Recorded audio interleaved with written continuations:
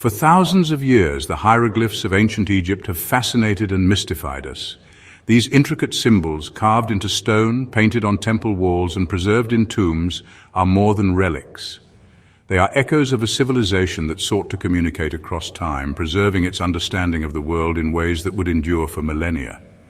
Yet, despite centuries of study, their full meaning remains tantalizingly out of reach. For nearly 2 centuries, modern Egyptology has built a framework of interpretation rooted in the tools of linguistics and archaeology. Scholars have viewed hieroglyphs as phonetic tools, similar to letters or syllables, used to record spoken language. They have been interpreted as static symbols, each assigned a fixed meaning tied to cultural conventions. And they have been assigned the context of ceremonial artifacts, created primarily for religious or elite purposes.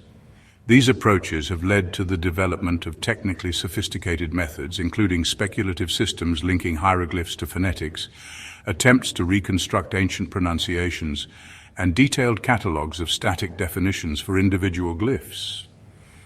Comparative linguistics, computational analysis, and decades of painstaking work have yielded complex models of how hieroglyphs might have functioned. Yet for all this effort, these methods have failed to unlock the deeper purpose of hieroglyphs.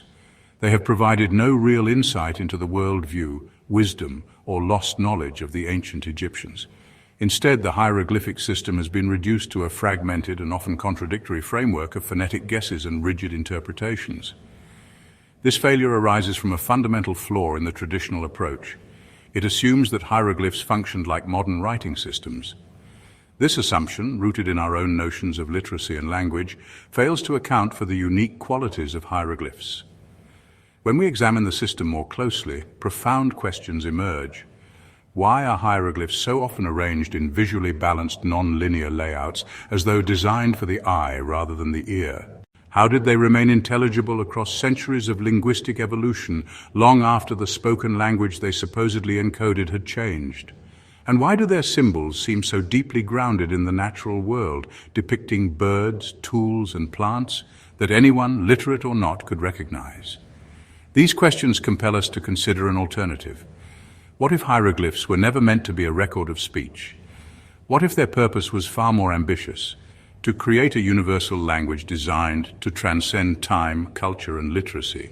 A system capable of communicating truths that are as relevant today as they were thousands of years ago. Our journey begins with this radical idea.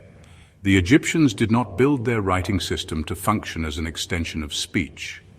Instead, they created a language of relationships, one that operates through recognizable symbols tied to the tangible world, derives meaning from the relationships between symbols rather than fixed definitions, encodes universal truths and natural principles accessible to anyone willing to observe and engage. This is the framework we propose the Egyptians intended, a relational, universal system of meaning that reflects the interconnectedness of life itself. This intent, bold, elegant, and profoundly ambitious, would allow hieroglyphs to persist beyond the lifespan of a single language or culture. By grounding their writing in the visible and tangible, the Egyptians created a system that spoke not just to their contemporaries, but to future generations. Their glyphs depict the world as they observed it. Birds, plants, tools, and actions, things that are as real and comprehensible today as they were thousands of years ago. The Egyptians, we believe, left us a gift, a language crafted to endure, to communicate directly through universally understood relationships and to honor the natural order of existence. The time has come to see hieroglyphs as they were truly meant to be seen, not as static symbols to be deciphered, but as windows into a worldview that remains profoundly relevant. If the Egyptians intended hieroglyphs to transcend the boundaries of time, language, and literacy, how did they achieve this extraordinary vision? The answer has eluded treasure hunters and academics for millennia, and yet the answer we propose has been hidden in plain sight. Ancient legends of Thoth, the god of wisdom and writing, speak of the power of the name. The name was not just an identifier, but a vessel for truth, a distillation of purpose and essence. To know a name was to understand the force it represented, to hold the key to its power. The Egyptians believed that names carried within them the principles of creation, connection, and balance, and in the name Jehuti, The Egyptians left us a clue, a living model of how hieroglyphic communication works. The name of Thoth, Jehuti, is composed of just 4 glyphs: the ibis, the quail chick, the loaf of bread, and the reeds. At first glance, it seems a simple arrangement. Yet within these 4 symbols lies the heart of the hieroglyphic system. These glyphs form 2 overlapping triads, a structure that demonstrates how meaning emerges not from isolated symbols but from their relationships. It is in effect a primer, a lesson in how the Egyptians approached writing and meaning itself. Let us consider the name Jehuti more closely. The ibis, sacred to Thoth, represents wisdom, guidance, and the elder who provides. The quail chick symbolizes youth, dependency, and new beginnings. The loaf of bread signifies sustenance, nourishment, and provision. The reeds evoke growth, flourishing, and resilience. When viewed as a sequence, these glyphs reveal 2 triads. The first triad, ibis, quail chick, bread, describes a narrative of provision. The wise, symbolized by the ibis, care for the young, represented by the quail chick, offering sustenance or bread to ensure survival. The second triad, quail chick, bread, reeds, depicts the next stage. The young, nourished by sustenance, grow into maturity and strength, represented by the reeds. These overlapping triads tell a complete story. Wisdom sustains the young, and sustenance enables growth. This is not merely a description of a cycle, but a profound reflection of the interconnectedness of life, a microcosm of the Egyptian worldview. Through the name Jehuti, we see how hieroglyphs function as more than individual symbols. They form relationships, sequences, and cycles that encode universal truths. The principles revealed in Jehuti extend to the entire hieroglyphic system. This method, designed to express timeless truths, rests on 3 interconnected principles. Recognizable symbols. Every hieroglyph is rooted in the tangible world, depicting objects, animals, or actions that anyone could recognize. The ibis is an ibis. The bread is bread. This representational quality ensures accessibility. Yet the Egyptians did not assign rigid meanings to these symbols. Like objects in the real world, their significance shifts depending on their relationships. Bread might signify food, stability, or offering, depending on the triad in which it appears. This flexibility allows the same symbols to express a vast range of ideas. Meaning from relationships. The Egyptians understood that meaning arises from connections. Just as the Nile nourishes the fields and the sun sustains life, hieroglyphs derive their significance from the way they interact. In Jehuti, the ibis interacts with the quail chick to convey guidance and provision. The bread links the chick to the reeds, transforming dependency into growth. Each glyph participates in a web of meaning that reflects the natural and human worlds. This relational grammar is the cornerstone of hieroglyphic writing. It allows simple symbols to express complex ideas by emphasizing the interdependence of life. Triadic structure. The Egyptians recognized the power of 3. Triads are found throughout their culture, in cycles of creation, preservation, and transformation, in the phases of life, in the balance of the cosmos. In their writing, triads become the foundational unit of meaning. Each triad presents a mini-narrative. The first glyph establishes context. The second introduces interaction or transformation. The third completes the sequence, revealing the result. Longer strings of hieroglyphs are composed of overlapping triads, where one glyph belongs to multiple sequences. This creates layers of meaning, allowing hieroglyphs to communicate narratives, principles, and truths in a compact and elegant form. In the name Jehuti, we see the elegance of the hieroglyphic method, a system grounded in tangible symbols, enriched by relational meaning, and structured through triads. This system wasn't designed for a privileged few. It was designed for anyone willing to observe and understand the relationships it encodes. What makes this method remarkable is its timelessness. The natural principles it reflects, growth, provision, and interdependence, are as relevant today as they were thousands of years ago. Hieroglyphs are not relics of a lost language. They are a living testament to the Egyptians' vision of a writing system that speaks across time. Thoth's gift enables us to explore how this method reveals meaning in other hieroglyphic sequences. We honor the wisdom of Thoth, who left us the key to his system in the simplicity of his name. With the name Jehuti as our key, the basic structure of the hieroglyphic system emerges clearly. Meaning arises from relationships between glyphs arranged in overlapping triads. This insight provides a powerful starting point for interpreting hieroglyphs. Yet, as we begin to explore the system further, a number of additional features quickly reveal themselves as significant within this framework. These features highlight the sophistication and flexibility of the system, but understanding their precise mechanisms will require further exploration and application. What we present here are opportunities, open doors for anyone willing to engage with this method, interpret hieroglyphs, and contribute to a deeper understanding of the system. Recognizable symbols and universal relationships. Exploration of the hieroglyphic system begins with its components glyphs that are rooted in the tangible world. Birds, plants, tools, and actions form the vocabulary of hieroglyphs, ensuring that the symbols are accessible to anyone familiar with life's fundamental elements. But these symbols do not have fixed meanings. Instead, their significance shifts depending on their relationships.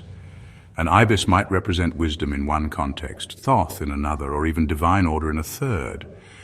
An object's role in a triad is not arbitrary, but guided by natural, universal principles of coexistence, reinforcement, and causation, as well as more complex, non-linear and interdependent relationships. Exploring how these relationships unfold across different triads and contexts offers a fertile area for discovery of contextual interpretations for glyphs. By applying this method, interpreters can uncover how the Egyptians used simple, recognizable symbols to express the profound. Spatial organization and logical flow. One of the most striking features of hieroglyphic writing is its spatial arrangement. Unlike modern scripts, which move linearly, hieroglyphs are often arranged in visually balanced grids, columns, or rows. These spatial layouts are not merely decorative, they serve as a guide to the relational logic of the system. For example, hieroglyphs placed in vertical columns may emphasize sequential progression, where triads unfold in a stepwise narrative. Horizontal arrangements might prioritize interdependence, with glyphs interacting across multiple triads. Even the orientation of individual glyphs, whether they face left or right, can signal the direction of interpretation or the focus of a relationship. These spatial dynamics suggest that hieroglyphs were designed to be read not only with the mind, but also with the eye, engaging both logical and intuitive faculties. Understanding how these arrangements influence meaning is a promising avenue for study, one that invites interpreters to look closely at the design of hieroglyphic texts. Cartouches and conceptual integration. The use of cartouches, oval enclosures surrounding specific sets of glyphs, offers another intriguing feature of the hieroglyphic system. Most famously used for royal names, cartouches appear to serve two primary purposes: to signal that the enclosed glyphs should be interpreted as a unified concept, to set these concepts apart from the surrounding glyphs, giving them prominence while still allowing interaction with broader relational networks. For example, a cartouche enclosing the name Jehuti marks it as a single emergent idea, while the individual glyphs within continue to encode relational meaning. This feature provides clarity without sacrificing complexity, ensuring that hieroglyphs remain both adaptable and precise. The role of cartouches offers fertile ground for further exploration. How do they influence the interpretation of hieroglyphic texts? What other types of concepts beyond names were emphasized in this way? These questions invite interpreters to investigate the boundaries between individual meaning and collective significance. Triadic structure and overlapping patterns. The triadic logic revealed in Jehuti is central to the hieroglyphic system, but its application goes far beyond this single example. In that hieroglyphic sequence, triads are not isolated units. Instead, they overlap, with the middle glyph of one triad becoming the starting point of the next. This creates a cascading structure where each glyph participates in multiple relationships, allowing meaning to flow seamlessly from one triad to the next. This pattern of overlap reflects the Egyptians' understanding of interconnectedness, where no idea, action, or concept exists in isolation. By designing their writing in this way, the Egyptians wove hieroglyphs into a tapestry of relationships, enabling the system to express layered meanings that unfold as the reader engages with the text. But could there be other valid ways to interpret triads in hieroglyphic sequences? Might certain texts, arrangements, or contexts reveal alternate patterns of overlap, guiding interpreters to deeper truths? Focusing on a straightforward, progressive flow of overlapping triads might highlight narratives of cause and effect or sequential logic. Identifying recurring triads or glyphs within a longer sequence could emphasize natural cycles, themes of renewal, or principles of balance and recurrence. Considering the spatial arrangement of glyphs, clusters, symmetry, or vertical alignment might reveal hidden hierarchies, complementary ideas, or relational harmony. This possibility of multiple valid approaches transforms hieroglyphic interpretation into a dynamic process. A single glyph might serve as a pivot point, bridging ideas of provision in one triad with growth in another. Repeated glyphs might function as thematic anchors, drawing attention to a central concept across a larger structure. The flexibility of triadic structure allows for an ever-expanding horizon of discovery. It mirrors the richness of the natural world, where relationships and interactions are multifaceted, layered, and open to interpretation. Ancient sages and seekers devoted lifetimes to exploring these patterns, uncovering wisdom encoded not just in the symbols themselves, but in the many ways they interact. This path is once again open. Ultimately, the overlapping triads of hieroglyphic writing are not merely a method of encoding meaning, they are a reflection of life's interconnectedness and complexity. By engaging with these patterns and considering the possibility of alternate passing methods, we can unlock deeper layers of insight and carry forward the Egyptians' timeless vision of a system built to endure. What makes the hieroglyphic system so extraordinary is that it is as much a puzzle as it is a language. Its features, the universality of its symbols, the elegance of its spatial organization, the integrative role of cartouches, and the complexity of its triadic structure offer countless opportunities for exploration. This system was designed to endure, and it invites anyone, not just scholars, to engage with its logic. By observing relationships, interpreting triads, and examining patterns, we can begin to unlock the layers of meaning encoded in hieroglyphic texts. There is much we still don't know. How do specific alignments influence interpretation? What do variations in spatial design signify? How might cartouches highlight themes or ideas beyond names? These are questions that anyone can investigate using the framework revealed in Jehuti as a guide. What we do know is that the Egyptians left us a system of communication that reflects their deep understanding of the natural world, their respect for relationships, and their desire to connect across time. The more we explore, the more we honor their achievement, and the more we learn about the interconnectedness of existence itself. Throughout history, paradigm-shifting advancements have required us to confront our assumptions and let them go. The hieroglyphs of ancient Egypt have long been viewed through the lens of our own writing systems. Static symbols, phonetic codes, relics of a language lost to time. But what if we have misunderstood their purpose entirely? The method we have proposed challenges us to see hieroglyphs not as a record of speech, but as a relational, universal system of meaning. It invites us to think differently, to consider that the Egyptians designed a language that could transcend literacy, culture, and time itself. Yet this is not a theory that belongs to scholars alone. The Egyptians built a system that is accessible to anyone willing to observe, to question, and to explore. The key lies in relationships, in understanding how symbols interact, how triads encode truth, and how the visible world reveals the invisible connections that bind us all. We stand now at the threshold of a new way of seeing hieroglyphs, not as scripts to translate, but as puzzles to unravel, mysteries to decipher, invitations to discover. This is not the end of the journey. It is the beginning. The answers lie not just in the glyphs themselves, but in how we engage with them, in how we seek, interpret, and contribute to the living knowledge they offer. The Egyptians have left us a gift, a timeless system designed to endure, and it is up to us, as seekers, to honor their vision by stepping forward, discarding the old assumptions and embracing the possibility of something new. So, Will you accept the challenge? Will you look with fresh eyes and uncover what lies hidden in the symbols of the past? You may be surprised what you find.